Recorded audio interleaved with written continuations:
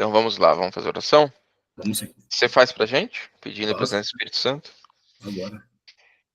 Senhor Deus Pai, Todo-Poderoso, Santo, Santo seja o teu nome, Pai. Senhor Deus maravilhoso, te agradeço mais essa oportunidade, Pai, de abrir a tua palavra. Que o teu Santo Espírito esteja com nós agora, Pai. Esteja com a gente, abençoando esse estudo, Senhor. Que somente a tua palavra fale aos nossos corações, Pai. Amém. Que o Santo Espírito, Senhor, possa abrir a nossa mente, o nosso coração, para esse estudo. É isso que eu peço e te agradeço, Pai. Em nome do Senhor Jesus. Amém. Amém. Então vamos lá, a gente vai falar aqui sobre, ainda em Daniel 8, né? Ó, ele diz aqui, tem uma parte que ele diz que se tornou forte para o sul, para o oriente, para a terra gloriosa. Eu acho que a gente até tinha falado desse mapa aqui. Por quê? Porque o Império Romano tinha crescido para o sul, né? Onde ele pegava ali a parte da África e tudo mais, o norte da África. Aí ele foi, né? Ele cresceu também para o Oriente, porque aí você pega a parte da Síria ali também, e para a Terra Gloriosa, que é onde você pega Jerusalém. Deixa eu pegar aqui o mapinha. E aí a gente fala aqui, ó, Império Romano, terras, ou território, né? Acho que território é melhor. Ó, território. Então, pega aqui justamente falando sobre, ó. Então, ele falou que ele para o sul, né? Então ele pegou toda essa parte aqui de baixo, né? Para o leste, então ele foi pegando a Ásia e tudo mais, e a Terra Gloriosa, que é onde a gente fala de Jerusalém, né? Que a gente fala mais a parte da Palestina, enfim. Então você tem justamente esse movimento aqui, que é o que a gente estava falando, acho que na outra aula, se eu não me engano, né, na semana passada. E ele diz aqui, ó, Roma, uma pequena república fundada em 753 a.C., começou a sua expansão em 334 a.C., né? Só para você entender, a gente está lendo em Daniel 8, né? Uhum. E aí a gente parou aqui a última citação foi o 8:23, tá?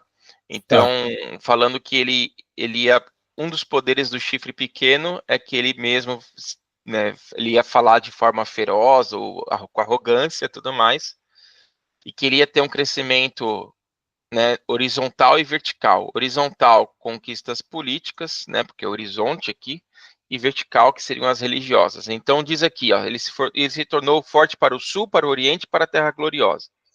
Roma, uma pequena república fundada em 753, começou a sua expansão em 334, crescendo para o sul, conquistando a Península Itálica e todo o mar do Mediterrâneo. Então, vamos lá, voltando para aquele aqui, né? Então, ele desceu, né? Desceu aqui e conquistou essa parte aqui ao sul, né? E aí depois diz, ó, todas as ilhas do mar Mediterrâneo. No ano 202 a.C., conquistou Cartago na África, extremo sul, até então conhecido no mundo. Então, nós estamos falando aqui dessa parte sul. Então, ele vem daqui. Oh, desculpa, deixa eu abrir esse cara aqui. Open Image New Tab. Então, a gente tem aqui, né? Deixa eu dar um zoom aqui. Então, você tem. Cadê o Point of Fix? Aqui, Point of Fix. Então, você tem aqui. Aqui, cadê o. Cadê o desenho aqui? A canetinha? Aqui, aqui, pronto. Deixa eu pegar um verde aqui, né? Porque isso aqui já é vermelho. Então você tem, né? Onde você tem aqui a questão da Itália. Então ele vem aqui para o sul, né? Ele começa a conquistar estas partes aqui, indo para o sul, até a hora que ele começa aqui, ó, nessa parte que aqui já é África. Então você vê que ele domina todo o sul. né? Então ele domina toda essa parte aqui que é mar Mediterrâneo. Então tudo isso que é daqui, né, para baixo, ele conquista, ele sai descendo isso. Depois você tem a parte que ele fala assim, ó, então, ó, ele conquistou Cartago na África, ao extremo sul do mundo conhecido. No ano de 168, Roma foi considerada império ao conquistar a península grega, Macedônia e a Ásia Menor na Síria. Então, lembrando que o Império Grego aqui na situação, ele estava o quê? Ó, Macedônia. Então, ele foi o quê? Conquistando essas partes para este lado aqui agora, parte da Síria. Então, a gente está falando aqui, ó.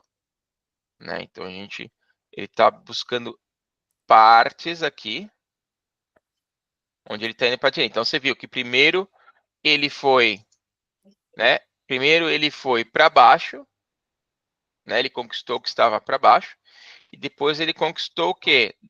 Daqui para cá. Desculpa. Opa. Epa, que doideira isso aqui. Pera aí. Deixa eu fechar esse negócio. Deixa eu fechar e abrir de novo. Aqui, point of fix, perdão. Aí, pronto, vamos lá. Aqui, ó. Aqui, então agora sim. Então eu vou pegar esse verde aqui. Então ele conquistou o que estava para baixo, depois conquistou o que estava para cá. Então ele foi conquistando a parte da Macedônia, que era a parte grega, enfim, Capadócia, enfim. Então você tem o sul e o oriente. Beleza, ok. Mas e cadê onde é que é a parte aqui, ó? Olha aqui, ó, parte da Judéia. Esta é a terceira parte que ele diz aqui, que é o quê? A terra gloriosa. Faltava o crescimento à direção ao norte ou terra gloriosa. 8:9. Esta profecia se cumpriu quando Roma Imperial conquistou a Gália, a Britânia e estendeu por todo o continente. Então ele conquistou para três lugares, depois ele conquistou para cá, Egito e norte. Era o que faltava. Então, este foi Britânia aqui, né, a parte britânica, tanto que hoje você vai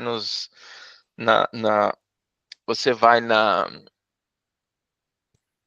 Inglaterra, tem aquedutos romanos até hoje lá. Né? Então, você quer ver, ó? Deixa eu fechar aqui. Deixa eu fechar esse cara aqui. Ó. Ó. Roman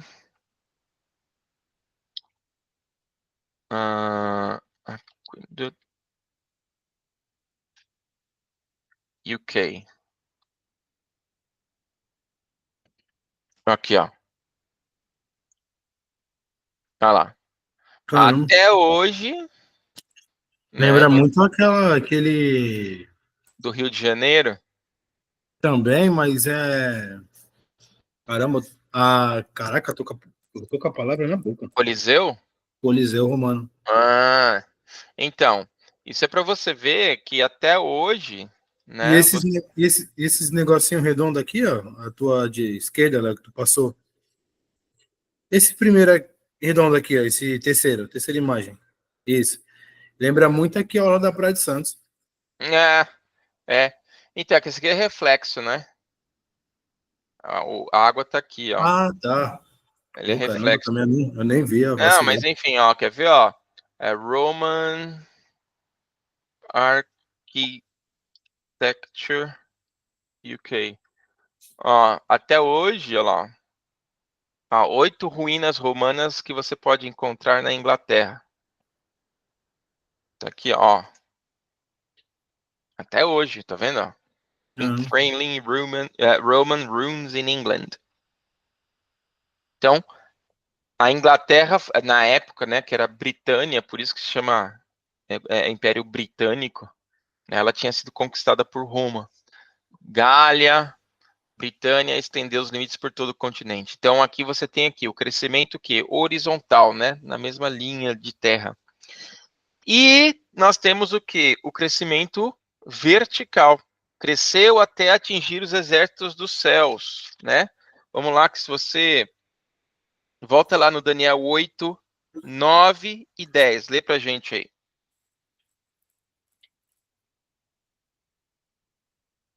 De ele saiu um pequeno chifre.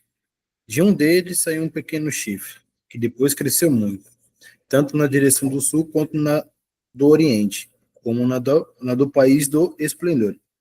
Ele ergueu-se até contra o exército dos céus, derrubando por terra a parte do exército e das estrelas, e calçando-as aos pés. Ok, as pisou. Né? Eu cheguei a te mostrar sobre calçando os pés, esse Não. conceito. Puxa, será que... Deixa eu ver se ele está na minha... Já está no meu Google Fotos. Deixa eu ver aqui. Eu fui no museu de Toronto. Eu fui no museu de Toronto e lá tinha uma parte egípcia. Oxe, caramba, cadê aqui? E lá tem uma parte egípcia. E aí, eu fui com o meu cunhado. Então, e o meu cunhado é historiador, né? Pô, que legal, hein? Aí, Aí, aí foi legal. eu fico imaginando uma porrada Eu de do- perguntas. Exatamente. Eu do lado dele e tal. E aí ele falando justamente sobre isso. É, E aqui, ó, aqui tem justamente uma. Ó, aqui tem justamente uma. Deixa eu ver se é esse daqui ou anterior. Caramba, que legal, cara. Deixa eu ver aqui, ó. Ó, deixa eu ver se eu tenho só da pedra. Ó, você tá vendo aqui, essa é uma pedra egípcia, né? Sim, Onde você vê aqui que o imperador, que ele tá, tipo, batendo aqui nos seus oponentes, né? No que ele tá vencendo as pessoas, o outro rei aqui, ou que quem quer que seja. E que embaixo, você tá vendo que tem uma linha aqui, ó? Que embaixo tem umas pessoas. sim. Isso, então, era simbolismo de que quando você vence, você subjuga, você coloca os seus inimigos aos seus pés. Então, esse conceito já era um conceito antigo que foi usado na Bíblia. Então, né, e já era muito comum nesse caso, tipo assim, dizendo que por um tempo, ou seja, o que a Bíblia está dizendo aqui? Que por um tempo, esta besta, esse poder, eles iam prevalecer sobre o mundo e sobre os filhos de Deus. Eles iam, inclusive, colocá-los aos pés, pisá-los, né? Deixa eu ver aqui se eu consigo apresentar com ele explicando aqui. Deixa eu ver. Porque ele gravou um videozinho que eu pedi, mas aí eu tenho. Deixa eu ver se eu consigo compartilhar aqui. Ah, também áudio.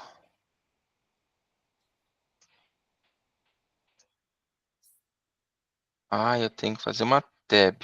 Tá. Então, essa aqui, ó. Está vendo aí? Tá carregando. Pronto, pode explicar aí. Consegue ouvir? Consigo. Então tá, ele vai falar aqui, ó. Vou colocar aqui, pera aí. Pronto, pode explicar aí. E aí pessoal, tudo bem? Então a gente está vendo aqui aquela paleta de Narmer, que é bem famosa, onde ela mostra a unificação do Egito através do governante Menes, ou Narmer. E aí você vê toda a simbologia da força, onde ele domina e subjuga o Alto e o Baixo Egito e unifica, criando a primeira dinastia. Você percebe que ele tá pronto para acertar o inimigo que ele segura pelos cabelos, e tem outros adversários que ele está pisando, que é um tipo de linguagem muito comum naquele tempo. Quando você pega, por exemplo, a Bíblia para ler, você tem esse tipo de visão, de interpretação, né?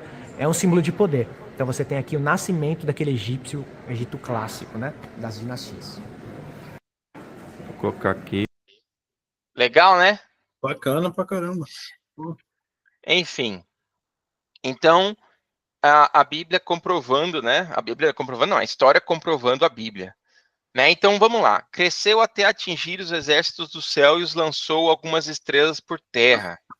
Os exércitos dos céus e as estrelas, segundo a explicação do próprio anjo a Daniel, representam o quê? Os poderosos e o povo santo. lá em Daniel 8:24. Vamos lá, vamos ver se ele explicou isso mesmo ou se é invenção nossa. Vamos lá.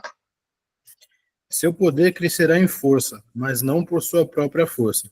Ele tramará coisas inauditas e prosperará em suas empresas, arruinando poderosos e o próprio povo dos santos.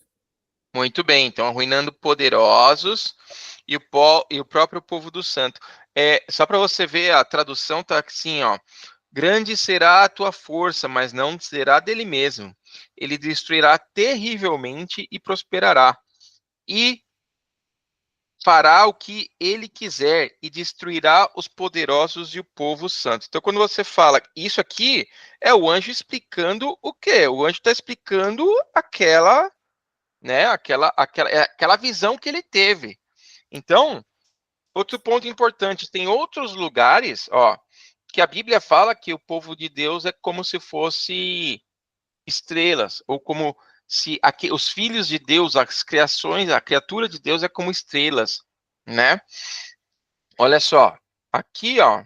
Léo, Ó, você oi, você não tá compartilhando. tá bom, obrigado. Não. Aqui, beleza? Beleza. Então vamos lá. Vamos ver Daniel 12, 1 e 3. Vamos ver o que fala lá. 1 e 3. Nesse tempo, levantasse a Miguel, o grande príncipe, que se conserva junto dos filhos do teu povo. Será um tempo de tal angústia, qual jamais terá havido até aquele tempo, desde que as nações existem. Mas nesse tempo, o teu povo escapará, isto é, todos os que se encontrarem inscritos no livro. Agora o 3. Os Isso. que são esclarecidos resplandecerão, como o resplendor do firmamento, e os que ensinam a muitos a justiça serão como as estrelas, por toda a eternidade. Serão como as estrelas, tá vendo? Aqueles que ensinam a justiça serão como as estrelas, né? Então, olha só. De acordo com o livro do Apocalipse, foi o dragão Satanás que enganou a terça parte das estrelas do céu. Quem eram as estrelas do céu na época? Os anjos, né? A criatura de Deus. A gente já leu, né, que e o anjo, a antiga serpente que enganou a muitos e houve peleja no céu. Miguel e seus anjos batalharam e o dragão levou terça parte das estrelas do céu, né? Vamos lá para Apocalipse 12, 3 e 4, para a gente conferir isso.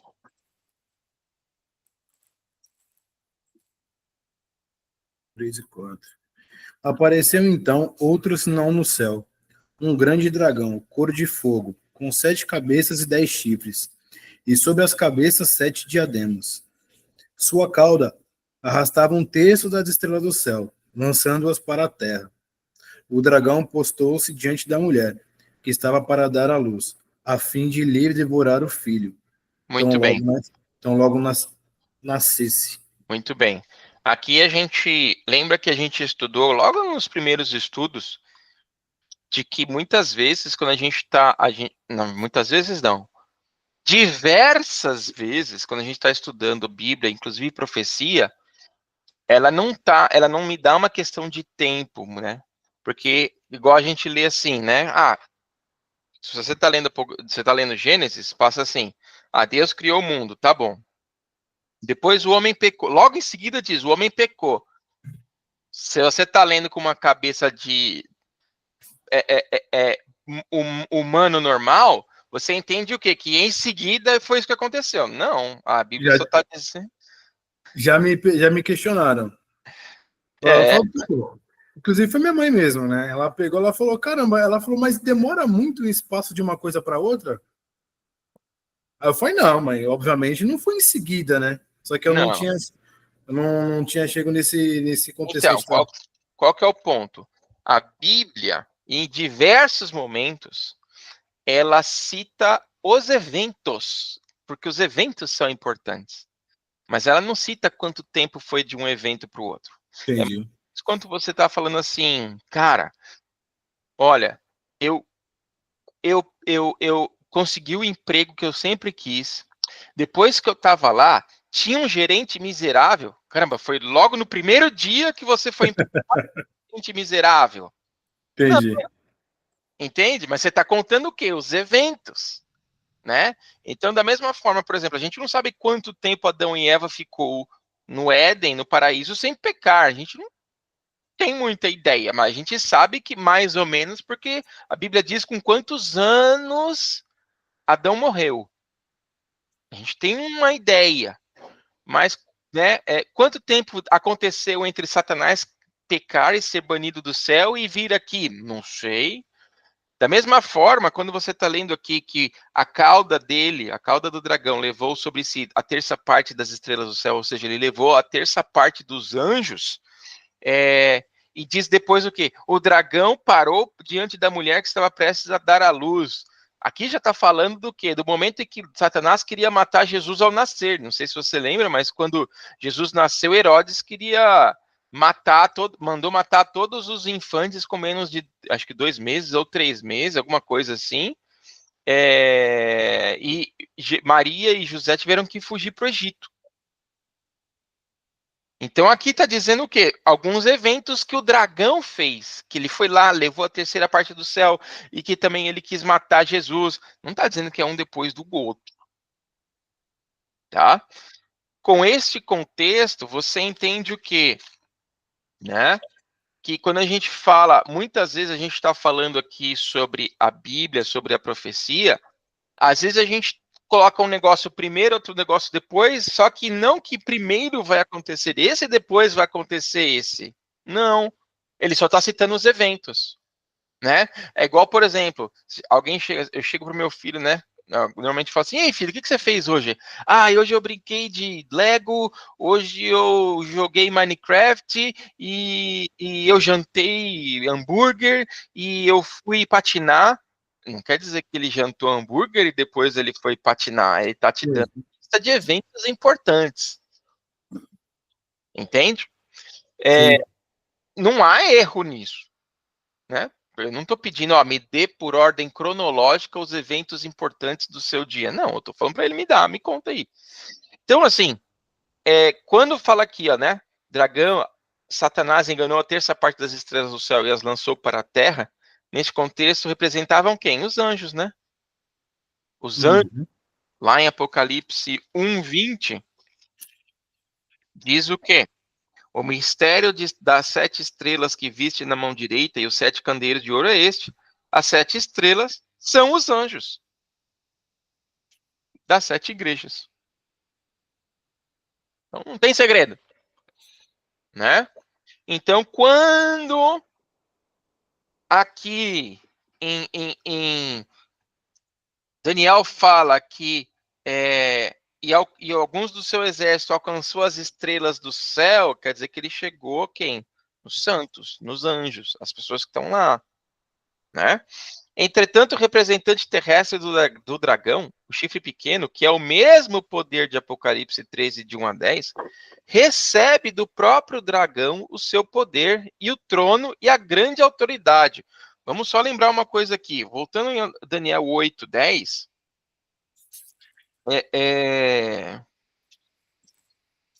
diz o quê? Que engrandeceu-se até o exército do céu e os pisou.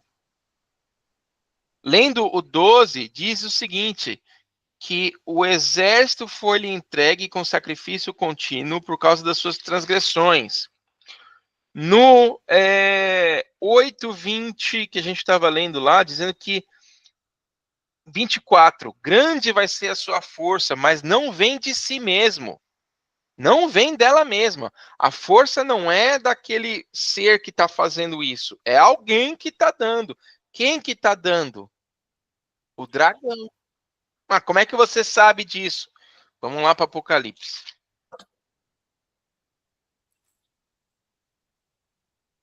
Vamos para Apocalipse 13, 2. Vamos lá. Quem que deu autoridade a essa besta? Vamos ver aqui, ó. A besta que vi parecia uma pantera. Os pés, contudo, era como os de urso, a sua boca como a mandíbula de leão. E o dragão lhe entregou o seu poder, seu trono e grande autoridade. Muito bem. Quem que deu o poder? O dragão. A besta.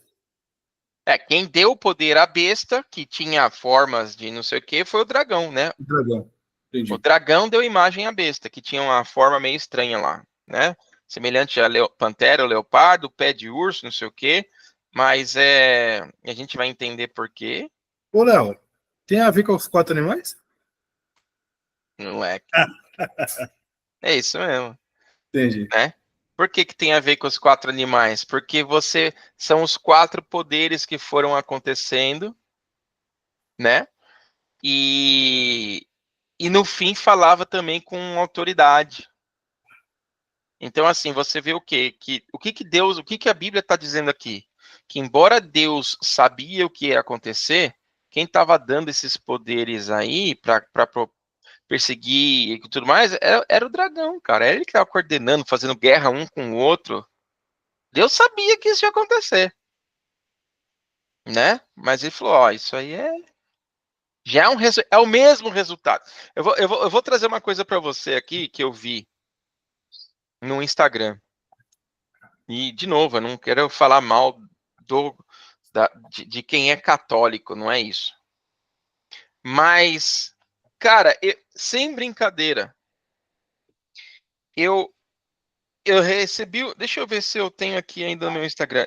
Eu vi uma imagem. Uma imagem não, um vídeo de um pessoal adorando uma imagem que foi feita numa assadeira que era a Nossa Senhora de Guadalupe. Eles olhavam a mancha e eles falavam assim, nossa, é a Nossa Senhora de Guadalupe. E aí as pessoas estavam fazendo culto para aquela imagem que, na verdade, era uma mancha numa assadeira. Oxi. Por que eu estou frisando isso? Vamos pegar os 4 poderes aí. Na Babilônia, eles adoravam imagens. No Egito, eles adoravam imagens. Mas na Babilônia, eles adoravam imagens. Na Grécia, eles adoravam. No Reino Assírio, eles adoravam imagens. Na Grécia, eles adoravam imagens. Em Roma, eles adoravam imagens, até que Roma secular virou Roma religiosa. E agora, eles continuam adorando imagens. Você está vendo que é o mesmo poder? Por quê? Deus falou assim, não farás para ti imagens de escultura, não lhe prestará culto algum. Isso foi o que Yahvé falou. Ou seja, tudo aquilo que não é de Yahvé é de alguém. De quem que é? Bom, a Bíblia está dizendo. É o mesmo poder. Claramente. Entende? Então, assim, é importante a gente entender que quem recebe o poder, quem dá o poder é o próprio dragão. O trono e a grande autoridade é dada pelo dragão. Olha lá, a besta que vira semelhante ao leopardo e os seus pés como os de urso e a boca como de leão. E o dragão lhe deu o seu poder e o seu trono e grande autoridade. É importante a gente entender quem que deu essa autoridade, a fim de atacar as legiões terrestres do exército de Deus e seus santos. Lê Apocalipse 13:7. Você tá com Apocalipse aí? Tô. Tá, lê Apocalipse 13:7. Deram-lhe permissão para guerrear contra os santos e vencê-los, e foi-lhe dada autoridade sobre toda a tribo, povo, língua e nação. Muito bem, vamos lá para Daniel 8:10 agora. Ele ergueu-se até contra o exército dos céus, derrubando por terra parte do exército das estrelas, e calçando-as aos pés. Muito bem, lembrando que alcançando aos pés é aquilo ali que a gente viu do Egito, que era o quê? Que eles iam vencer, né? Olha só, esta guerra entre bem e o mal, que começou no céu e se estendeu à terra, pode ser chamada de o quê? O grande conflito, o conflito cósmico. Porque cada ser humano está intimamente envolvido. Qual que é o grande conflito, cara? Tem um livro que se chama O Grande Conflito. Você me mandou ele. Qual que é o grande conflito? O grande conflito é entre o bem e o mal para saber quem que vai levar a nossa alma. É isso. Quem é que vai ganhar? Para quem que eu vou entregar a minha alma no fim das contas? Porque essa vida é passageira, Sim. né? Claro. Então, a gente vê aqui justamente o crescimento vertical. Por que vertical? Porque ele foi atingir os santos. Ah, como assim os santos que estão no céu, Léo? Então, não, ninguém está falando dos santos que estão no céu. A gente está falando o quê? Todos os santos de Deus, só que eles estavam aqui na terra, blasfemou contra Deus, tirou o sacrifício diário, né? Se você pega aqui o sacrifício contínuo, o exército lhe foi entregue com o sacrifício contínuo por causa das suas transgressões e lançou a verdade por terra e prosperou em tudo aquilo que ele fez. Aí você lembra daquele estudo que a gente falou do sacrifício contínuo, que era colocado no santuário, que era para perdoar os pecados, que só Deus perdoava, mas agora você não precisa mais disso. Você vai lá, e agora eu até descobri que online você pode fazer isso, confessar o seu pecado para o padre, tá tudo certo. Ele te perdoa. Né? Engrandeceu-se até o príncipe do exército, tirou dele o sacrifício diário e o lugar do santuário foi deitado abaixo. Então a pergunta é, quem é este príncipe do exército? Porque diz aqui, engrandeceu-se até o exército dos céus e alguns dos exércitos das estrelas, o exército pisou, deitou por terra. Em outros lugares, engrandeceu-se até o príncipe. Olha aqui no verso 11, ó. Sim, ele se engrandeceu até o príncipe do exército. Dele tirou o sacrifício contínuo e o lugar do seu santuário lançou por terra. Quem é este príncipe do exército? Josué 5, 13 e 15. Vamos lá? Tô procurando aqui, peraí. Eu não tô com a minha Bíblia, mas Tá. é meio... Parece que com a minha Bíblia eu consigo achar mais rápido. Mas é claro, claro. Não, sem dúvida. Com a minha também, cara. Manda aí, manda pra Não, cá. se eu pego a minha Bíblia, eu pego rapidinho. Agora eu vou pegar de alguém, cara, eu sei que é aqui, mas parece que o dedo já vai certinho, assim. Certinho. Josué 5, 13 e 15. Vamos lá. Achei aqui. Isso. Encontrando-se Josué em Jericó, levantou os olhos e viu um homem que se achava diante dele, com uma espada desembainhada na mão. Josué aproximou-se dele e lhe disse: É tu dos nossos ou dos nossos inimigos? E ele respondeu: Não, mas sou chefe dos exércitos de Yahvé, e acabo de chegar.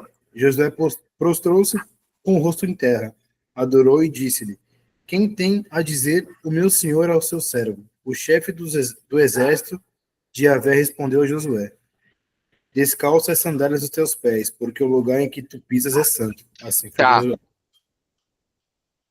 Só que tem um detalhe aqui, tá? A sua tradução tá como chefe, mas o meu tá justamente príncipe, Sim. tá? Então Tá. eu vou ler a minha tradução aqui, que é só pra gente falar aqui, é João Ferreira Almeida, cadê? Edição contemporânea. Então ela diz o seguinte, ó.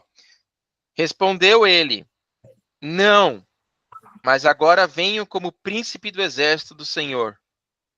Respondeu o príncipe do exército do Senhor a Josué: Descalça as sandálias de teus pés, pois o lugar em que está é santo. Né? Então, olha só. Então diz aqui, ó, o texto, esta mesma expressão aparece em Josué 5, 13 e 15, no contexto da conquista de Canaã por Josué após a morte de Moisés. O texto deixa claro que Josué adorou este príncipe, ele não repreendeu pelo ato. Logo, não é apenas um anjo, pois os anjos não aceitam adoração. Os anjos de Deus não aceitam adoração. Né? Eu acho que o mais clássico para a gente poder ver é o Apocalipse 19, 9 e 10. A gente nem precisa ler os outros. Mas o Apocalipse 19, 9 e 10, cara, é clássico para mim, que fala assim, porque o anjo até fica desconcertado e fala, mano, não faz isso, você é louco. Olha lá. A seguir, disse-me: Escreve feliz aqueles que foram convidados para o banquete das núpcias do Cordeiro. E acrescentou: Estas são as verdadeiras palavras de Deus. Caí então a seus pés para adorá-lo. Mas ele me disse: não faças. Sou servo como tu e como teus irmãos, que têm o testemunho de Jesus. É a Deus que deves adorar, Com efeito, o espírito da profecia é o testemunho de Jesus. Tipo assim, Então, levanta aí, ele mano. falou, mano, tá doido, levanta aí, você que é esse? Tá Não doido. adora eu não, cara, eu sou só um anjo, sou igual você. Eu sou criatura também, cara. Só que você tem um papel aqui, eu tenho outro. Eu vim trazer uma mensagem, não adora. Então, assim, os anjos não aceitam adoração. Bom, Ô, Léo, mas eles oi. não aceitam adoração pelo fato de não adorar a imagem, essas coisas? Não, porque o Não. único que é digno de adoração é Deus. Entendi. Qual Entendi. que é o grande. Qual que é o. Cara, o grande pecado de Satanás na época, e até hoje, foi querer adoração para ele. Ele sempre quis ser adorado. Lembra quando a gente leu? Vou colocar meu trono acima do monte do Assim, Altíssimo e vou ser adorado. Então, sim. sempre foi adoração. O grande ponto do grande conflito é quem que você adora. Satanás quer que você adore a ele. Qual foi a frase de Satanás para Jesus? Todo esse mundo te darei se prostrado me adorares. O que Satanás quer? Adoração. Mas ele é uma criatura, ele não merece adoração, mas ele quer ser adorado. Ó, só para você ter uma ideia do quanto esse tema adoração é importante. Você está em Apocalipse ainda, certo? Certo? Pode falar. Tá bom. Lê Apocalipse 13, 4.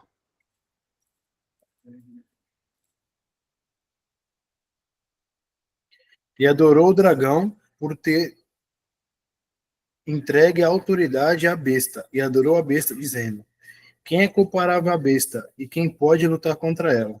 Olha só, ou seja, adoraram o dragão. As pessoas adoraram o dragão.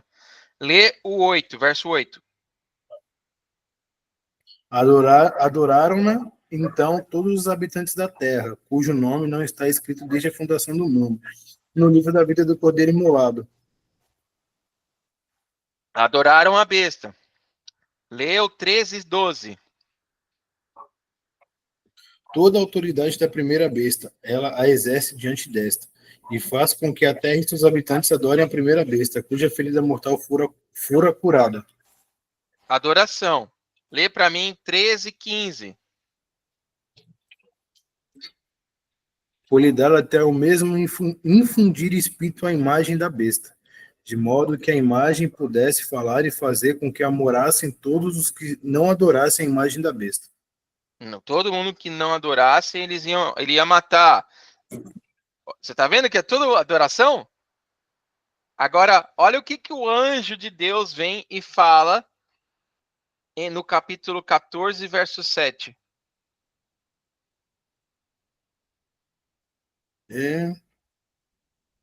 Ele dizia em alta voz: temei a Deus e tributai-lhe glória, pois chegou a hora do seu julgamento.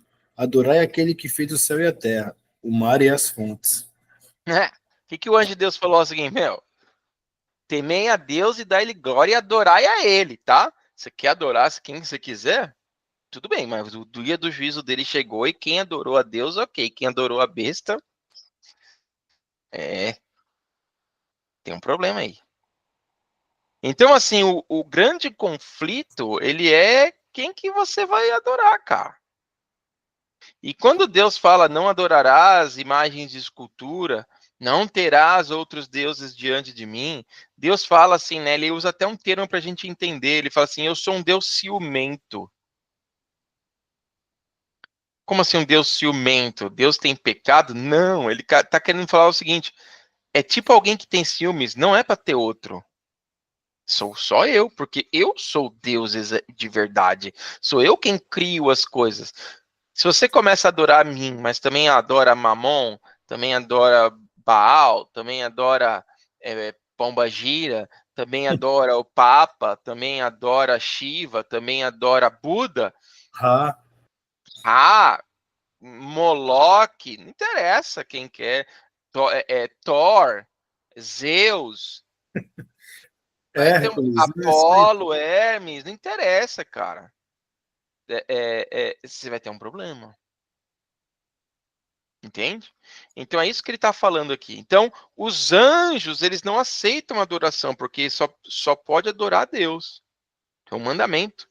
Então, quando este príncipe do Senhor, que estava lá, o príncipe do exército, aceitou a adoração de Daniel e falou ainda uma frase extremamente importante: tira as sandálias dos teus pés, porque onde você está é santo. Quem que falou isso? Jesus. Deus também falou isso lá em Moisés. Vamos lá? Êxodo 3:5. Olha só, Êxodo 3:5.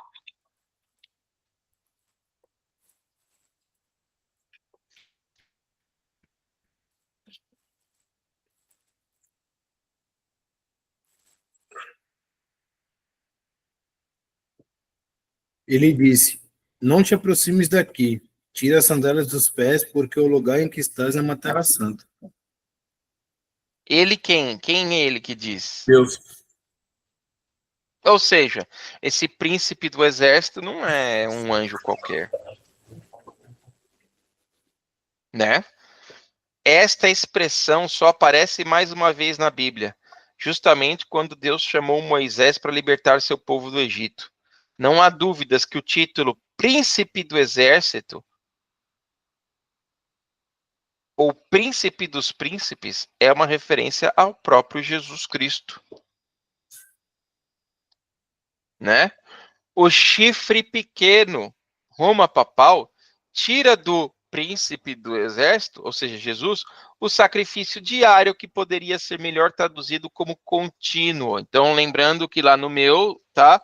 Justamente tirou o sacrifício contínuo, 8:11, Daniel 8:11 diz assim: a expressão hebraica traduzida como sacrifício contínuo em algumas versões é atamid, que no Antigo Testamento é um termo cultico usado para se referir a todas as cerimônias realizadas no pátio e no lugar santo durante o ano.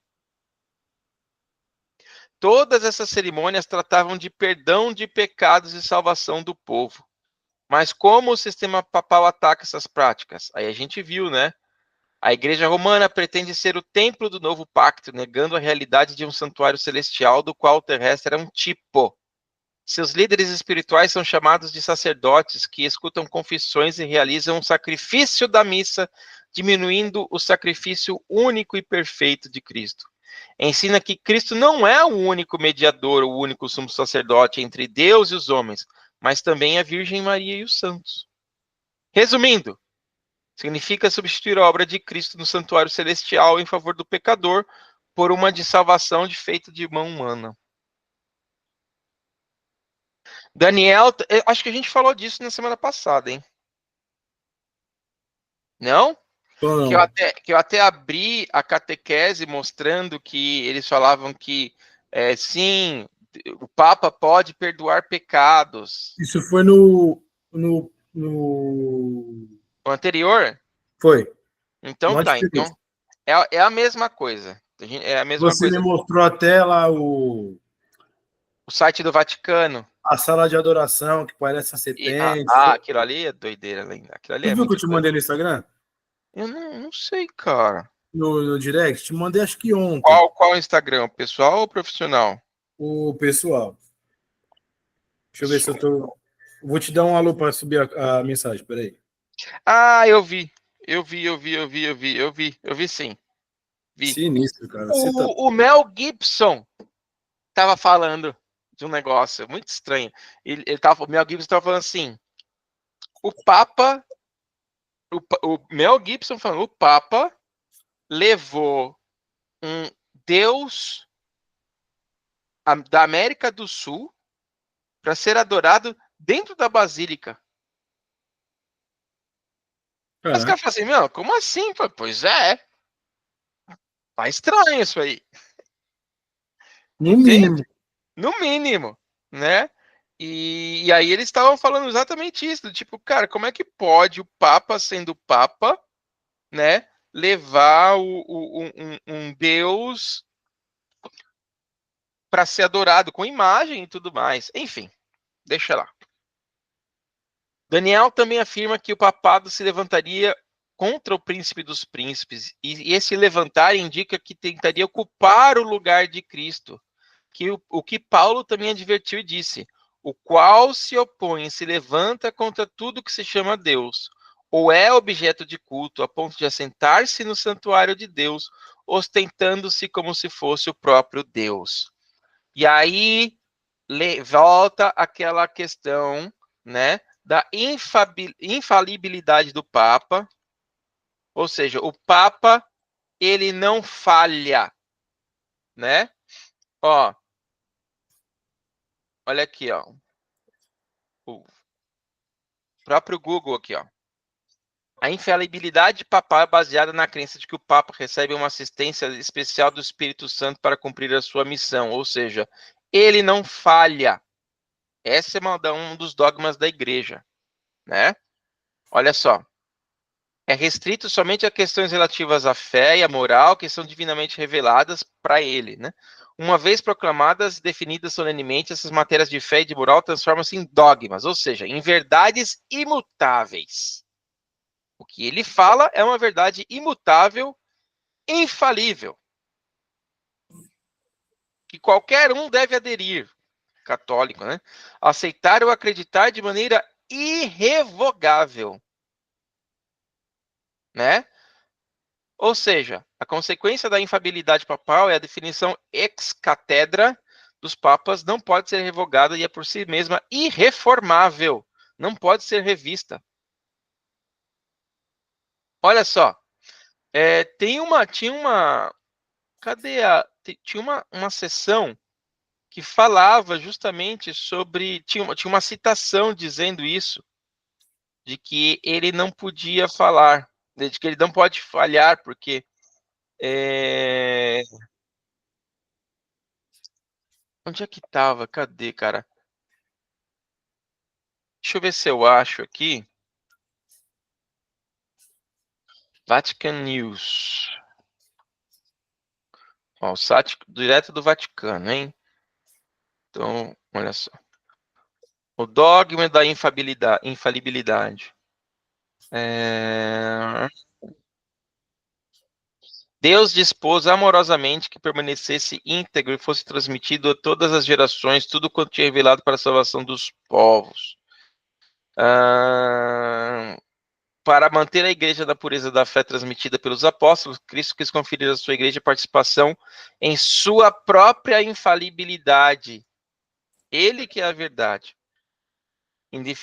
Ao definir o dogma da infalibilidade papal, o Concílio do Vaticano I apresentou a fundamentação teológica do dogma através da citação do artigo 4º do Concílio de Constantinopla, que assim declarou: os padres do Quarto Concílio de Constantinopla, seguindo as pegadas dos seus antepassados, emitiram a solene carta. A salvação consiste, antes de tudo, em guardar as normas da boa-fé, e visto que não se pode ignorar a vontade do nosso Senhor Jesus Cristo, que proclama: tu és Pedro, e sobre essa pedra edificarei a minha igreja, essas palavras encontram confirmação na realidade das coisas, porque na sé apostólica, a religião católica sempre foi preservada pura.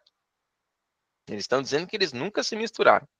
E santa doutrina foi professada. Não desejando, portanto, de forma alguma estar separados desta fé, desta doutrina, alimentamos a esperança de podermos manter na única comunhão pregada na sé apostólica, porque nela encontramos toda a verdadeira solidez da religião cristã. Ou seja, não há nada mais puro do que a Igreja Católica, de acordo com eles. E, obviamente, se não há nada mais puro que a Igreja Católica, o mais puro da Igreja pura é o Papa.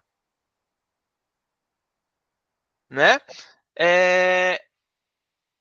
Cadê aquela frase que diz assim, ou seja, assim o Papa poderia falhar, afinal ele é humano? Acho que é esse, hein? Deixa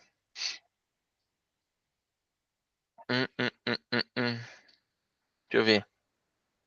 Assim, a infalibilidade não é entendida pela Igreja como um mérito humano deste ou daquele Papa, mas como uma graça divina, ou seja, um dom de um caráter sobrenatural. É um dom a serviço da Igreja, e por isso o Papa é chamado de servus servorum Dei, ou seja, o servo dos servos de Deus. Ou seja, ele não falha, ele é infalível. Isso eu estou pegando direto do site do Vaticano, hein? tô inventando nada. Ou seja, ele se ostentando como infalível. Quem é o único infalível? Deus. Não, mas aqui eles dizem que o Papa também é.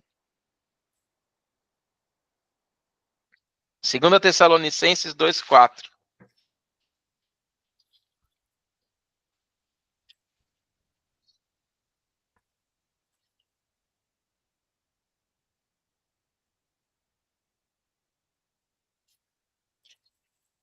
Calma aí. Eu quero que você leia o 3 para você entender quem que é o homem do pecado e o filho da perdição. Vamos lá. Segundo Tessalonicenses, Léo. 3 e 4. 2 Tessalonicenses 2, 3 e 4. Não vos deixeis seduzir de modo algum por pessoa alguma, porque deve vir primeiro a apostasia e aparecer o homem ímpio, o filho da perdição, o adversário que se levanta contra tudo que se chama Deus, ou recebe culto, chegando a sentar-se pessoalmente no templo de Deus, e querendo passar por Deus. Quem que é que aceita culto, que se diz infalível? A gente sabe. Papinha. E o que a Bíblia diz que esse cara é? Ele é o homem do pecado. Ele é o filho da perdição. Seria ele o anticristo, Léo? O anticristo é o próprio Satanás. Nós vamos estudar isso mais para frente. Mas ele é a imagem da besta. Lembra porque a besta não ia dar, o dragão não ia dar o poder à imagem dela? Entendi. Ia dar o reino, o poder, o seu trono. Então, quando se fala em besta do fim dos tempos, está se referindo Besta a... significa... Besta tem dois significados. Besta, quando você pega pelo tradicional, é um animal com muito poder. Um animal muito forte é uma besta. Tá? Então, no caso ali, quando a gente estava estudando Daniel, você viu que primeiro ele conseguiu identificar, isso aí é um leão. Ah, isso aí é um urso. Ah, isso aí é um leopardo. Esse aí eu não tenho ideia do que é isso não, mas é uma besta, tipo, poderosíssima. Entende? É um animal muito forte. Não sei se você lembra, quando a Hyundai chegou, a Kia chegou no Brasil, ela trouxe uma van que chamava Besta. Não, acho que eu não lembro, não. Tinha uma van que chama assim, Besta. A galera aqui no Brasil falava, meu, que nome ridículo, né? Mas é porque besta é aquele animal forte, poderoso, tá? Outra coisa, outra denominação para besta é derivado disso, é poder. É poder, tá? Então, quando você fala de algo que tem poder, o cara é um touro. Você ouviu falar, o cara é um touro. Isso aí é uma besta. O cara é uma besta, um forte, não sei o quê, touro, né? A besta também representa poder. Então, quando diz o quê? Que ele daria, que o dragão, a antiga serpente, Satanás, o diabo, daria poder à imagem da besta, aquele que representa ele, a imagem dele, a imagem do grande poder. Quem que é a imagem do grande poder? O filho da perdição, o homem do pecado. A Tessalonicense acabou de responder aqui. Papa. O poder papal, né? O Papa por si só não é a pessoa, não é o Pio VI ou o Francisco II, não é o a poder pessoa. papal, no geral. Isso, aquela representação ali é. Entendi. Né? Então, olha só, as doutrinas romanas da infalibilidade do Papa e confissão auricular, que é o perdão dos pecados por meio do sacerdote, demonstram bem o cumprimento dessa profecia de Daniel. Né? O Daniel 8:11 diz, sim, ele se engrandeceu até o príncipe do exército e tirou dele o sacrifício contínuo e o lugar do seu santuário lançou por terra. Diz ainda, ó, deitou a verdade por terra e aquilo que fez prosperou. Estudamos na lição passada que a profecia falava de um ataque contra a lei de Deus. Destacamos naquele estudo 3 alterações que o papado fez nos 10 mandamentos, né? A exclusão do segundo mandamento que proíbe adorar imagens de escultura, a divisão do 10º mandamento em 2, para que a lei voltasse a ter 10 mandamentos, e eles tiraram o sábado e colocaram guardai domingos e festas. Ou seja, além, a gente fala aqui que ele mudou a lei, porque ele mudou a lei de Deus, e o tempo, porque ele mudou a semana que tinha sido instituída por Deus. Além dessas mudanças, vários outros ensinos baseados apenas em tradição da igreja têm suplantado a verdade da palavra de Deus e mantido as pessoas no cativeiro da ignorância com respeito à vontade de Deus, como, por exemplo, a oração pelos mortos, penitências, indulgências, batismo infantil, doutrina da transubstanciação e outros. Cara, eu achei muito interessante porque quando você pega a Bíblia católica e a Bíblia protestante, elas são as mesmas, só que a Bíblia católica ela tem uns livros diferentes, né? Aí eu fui começar, que hoje é considerado como apócrifos. Aí eu fui dar uma olhada, tipo, vou começar a ler. Cara, por exemplo, o livro de Macabeus, que foi incluído pela Igreja Católica, é um livro que fala que teve um pessoal que estava dando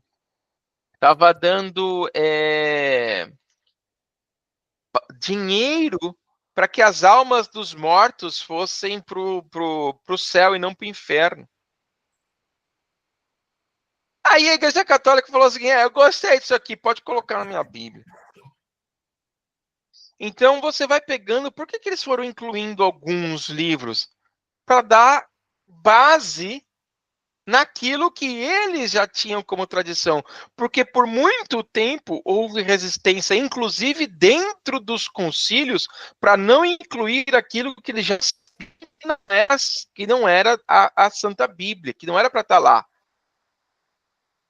Inclusive, Santo Agostinho e outros falavam, não tem que incluir isso não. Mas chegou num certo concílio que falou, não, põe sim, porque isso dá base naquilo que a gente está para ganhar dinheiro, para dar indulgência e tudo mais. Então eles foram colocando lá, cara.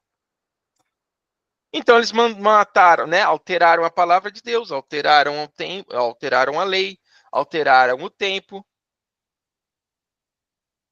Por quê? Por causa de tradição. E aí a pergunta agora é, até quando duraria esses ataques do chifre pequeno ao povo de Deus? Vamos ler Daniel 8, 13 e 14? Então ouvi um santo a falar, e outro santo disse àquele que falava, até quando irá a visão do sacrifício perpétuo, da desolação da iniquidade, do santuário e da legião calçada aos pés? E ele respondeu-lhe, até 2.300 tardes e manhãs, então serás feita a justiça do santuário, ao santuário. Muito bem. Na minha tradução diz o seguinte, até 2.300 tardes e manhãs, e o santuário será purificado. Por que é importante esse verso da purificação do santuário? Porque ele calha com o dia do Yom Kippur, que a gente tinha estudado sobre o dia do juízo, quando a gente estudou sobre o santuário, que tinha um dia no ano, que aí era limpo os pecados que estavam lá e tudo mais. Então, olha só, aqui diz o seguinte, né? 2.300 tardes e manhãs, e o santuário seria purificado. Assim como na purificação do santuário terrestre, nos dias do Antigo Testamento, representava o juízo de vindicação do povo de Deus. O mesmo ocorrerá ao término deste período, e o chifre pequeno será destruído sem esforço de mãos humanas. É importante você entender que o que estava dizendo?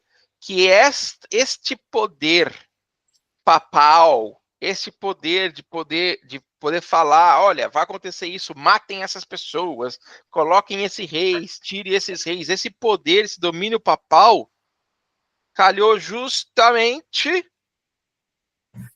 né, nesse período das 1.260 dias, que está dentro das 2.300 tardes e manhãs. Então, se a gente pega aqui, ó, de novo, a gente pega aqui o gráfico das 2.300 tardes e manhãs, Ó, vou pegar aqui o... Deixa eu ver se essa imagem tá... Parece que essa imagem tá pequena. Deixa eu abrir aqui um maior. Uhum. Deixa eu pegar aqui imagens. Léo, enquanto você pega aí, eu vou colocar o carregador aqui do Note, beleza? Tá bom, beleza.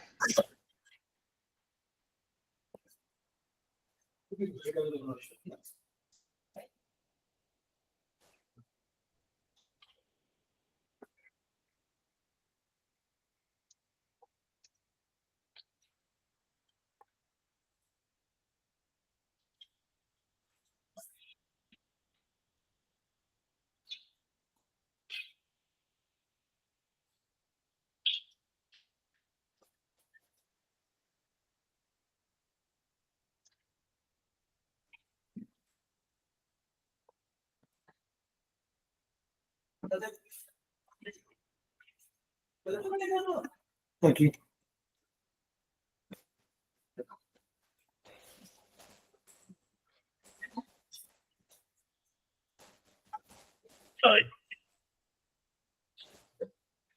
Pegou, hein? Eu peguei, já tá 0 bala. Beleza. Então, olha só. Ele diz o quê? Que até 2.300 tardes e manhãs o santuário seria purificado. O santuário de Deus seria purificado, né? O período de 1.260 anos, que é o período papal, 1.260 anos gráfico, ele está dentro do período de 2.300 anos. Aqui, ó, esse cara aqui que é o que eu quero. Open Image New Tab. Então, olha só, eu vou pegar o maior aqui, ó. Ó, você tem aqui, ó, o período maior. Você tem, cadê o 1.260 anos? Aqui. Você tem aqui o 1.260 anos, porque o poder papal seria dado por um tempo, 2 tempos e metade de um tempo. Lembra? Lembro. Começou com Justiniano, quando eles derrotaram os ostrogodos, e acabou justamente quando o Papa, né, o poder papal como autoridade terrena, civil e religiosa foi quebrado quando ele foi preso por Napoleão, né? Não por Napoleão exatamente, mas pelas tropas de Napoleão. Então ali acabou, quebraram o poder da igreja sobre o mundo ali, né? Depois ele voltou, né? Mas enfim. Então, 1.260, um tempo, 2 tempos e metade de um tempo, é quando seria entregue os santos. Mas a pergunta é, tipo, quando que vai acabar a questão do juízo? Vamos lá, voltando aqui, ó. Depois eu vi um santo, até quando durará a visão do sacrifício contínuo e da transgressão assoladora, para que seja entregue o santuário e o exército a fim de serem pisados? Ou seja, para que o santuário seja limpo, para que o santuário seja purificado. E ele diz, ó, até 2.300 tardes e manhãs, e o santuário será purificado. Ou seja, aqui, o que acontecia lá no santuário terrestre, né, no santuário, no tabernáculo de Moisés, no dia do juízo? Só para a gente lembrar disso aqui, é importante. Lembrando que quando acontecia o dia do juízo, deixa eu abrir aqui New Tab, ó, no dia do juízo era o único dia que o sacerdote podia entrar aqui, que era o Santíssimo. Esse era o dia do juízo. Esse era o dia do Yom Kippur, né? Então, o que aconteceu aqui em 1844? Jesus, que era o nosso sumo sacerdote, como nós estávamos vendo, que antecedia por nós, ele foi fazer o quê? A limpeza do santuário. Então Jesus passa do santo para o santíssimo lá, não naquele, obviamente não no santuário da terra, mas como a gente leu em Hebreus, não santuário feito por mãos humanas, mas aquele né, do céu. Então ele passa o quê? Para começar o juízo investigativo. Então a partir desse momento começa a purificação do santuário. Então até 2.300 tardes e manhãs o santuário será purificado. tá? Então ali, né, a gente começa a entender o quê? Voltando aqui que ele, durante esse período, inclusive, que o chifre pequeno ele seria destruído sem esforço de mãos humanas. Bom, não foi então em 1800, não foi em 1700. Opa, eu fechei sem querer, tá? Não foi aqui em 1798 quando o Papa foi preso, porque isso foi feito por mãos humanas.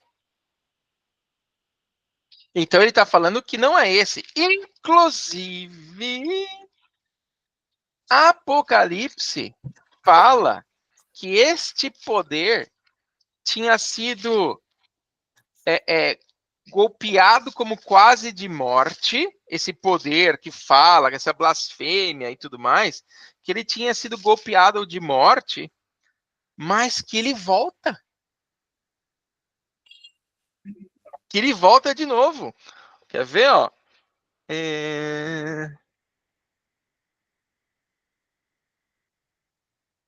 Deixa eu ver aqui. Vai lá em Apocalipse. Deixa eu ver aqui. Cabeça golpeada.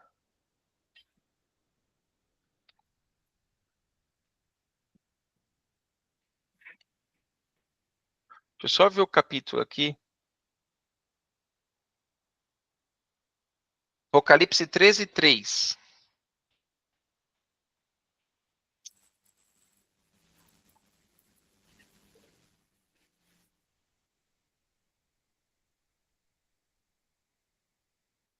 Uma de suas cabeças parecia mortalmente ferida, mas a ferida mortal foi curada. E toda. Cheia de admiração, a terra inteira seguiu a besta. Muito bem. E aí, o que aconteceu com ela? Lê o verso 5 aí. Foi-lhe dada uma boca para proferir palavras insolentes e blasfêmias, e também poder para agir durante 42 meses. Tá vendo? Ele tá falando da mesma coisa aí. Ou seja, meus amigos, o que nós estamos falando aqui? Que o poder papal vai voltar a ter aquele poder que ele tinha antes. De mandar matar, de mandar prender, de mandar soltar. Né? Então isso ainda vai acontecer. Né? Porque agora ele tá lá caidinho, né? Meio fuleirinho lá, falando besteira. Mas a coisa vai ficar tão complicada e ele vai fazer algumas coisas tão boas que a galera vai adorar ele. Vai falar assim, meu amigo, estamos de volta. O Papa tá de volta no esquema aí, ó.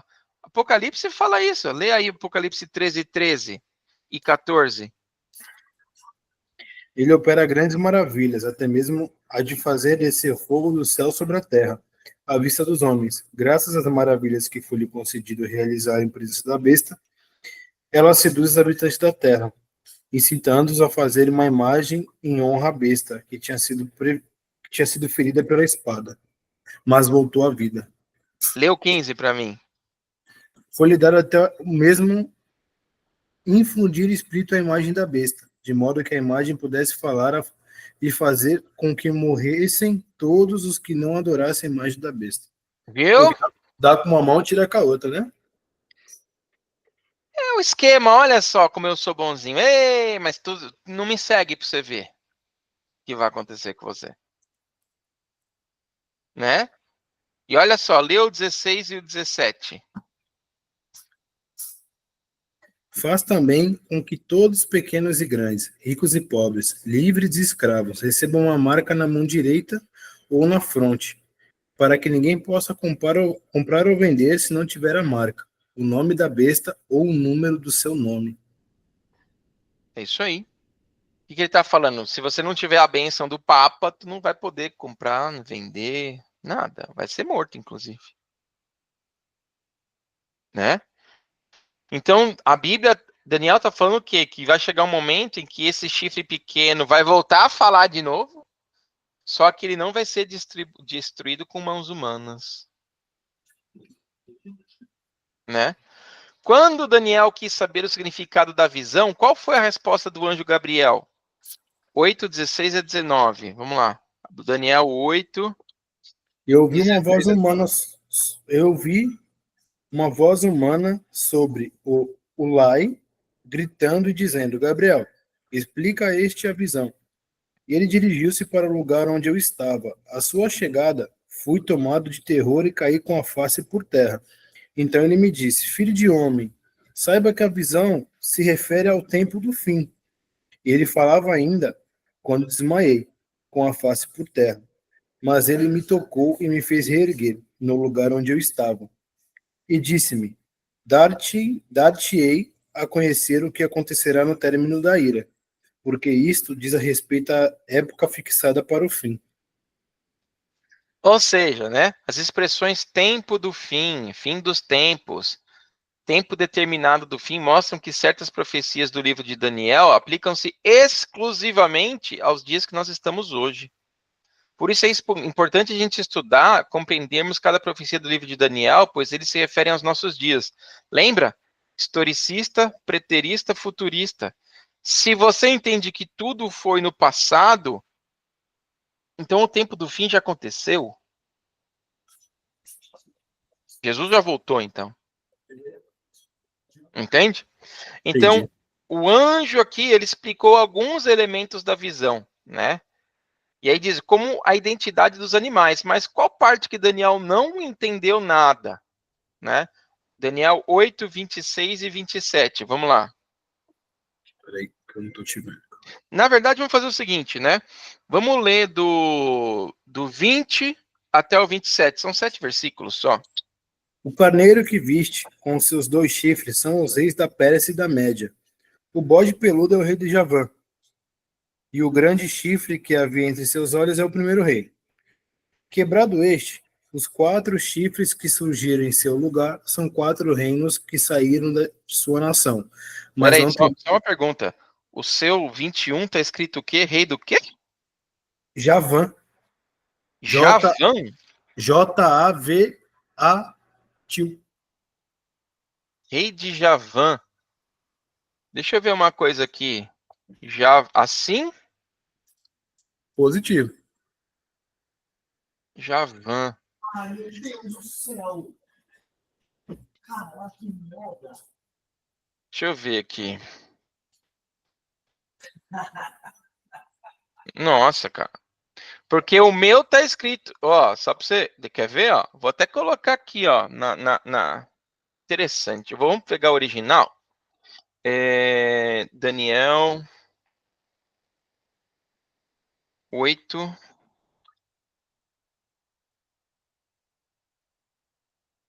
21. Ó. Ó, vou pegar aqui o inglês, tá dizendo aqui, ó. Ó, em inglês, hein? O bode peludo é o rei da Grécia. Vamos pegar agora lá o... Na minha também, tá dizendo aqui, ó. O bode peludo é o rei da Grécia. Então deixa eu pegar, vamos pegar o original. Vamos pegar o original aqui. Vamos ver o que é esse cara aqui. Javan. Nossa. Interlinear. Então vamos pegar aqui Daniel.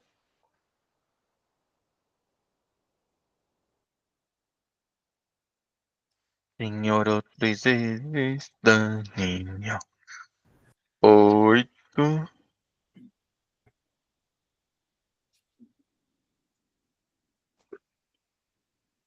Vinte e um.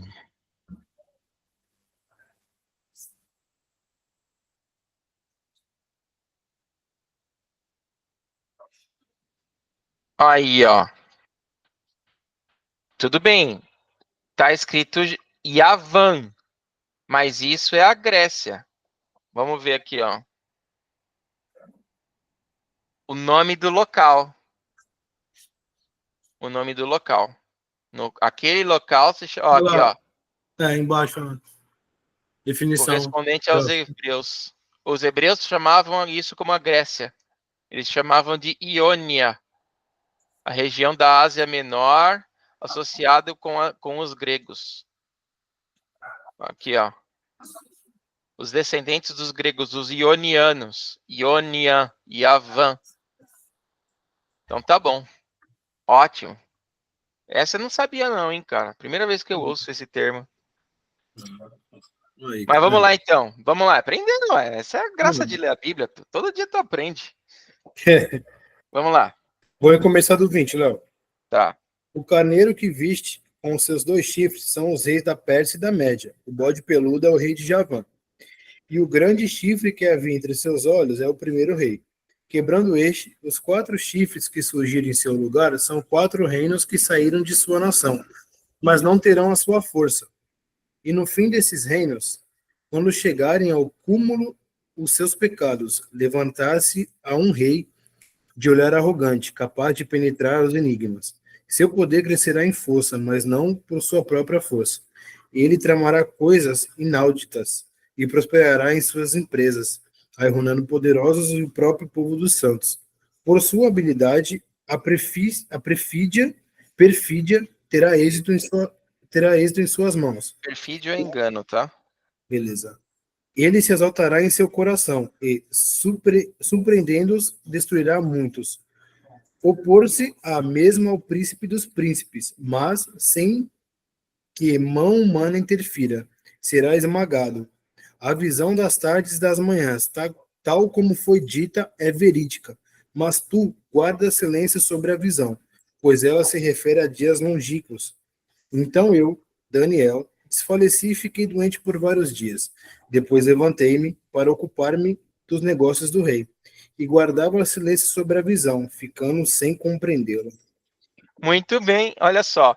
A visão da tarde e da manhã nesses versos, a profecia das 2.300 tardes e manhãs de Daniel 8,14.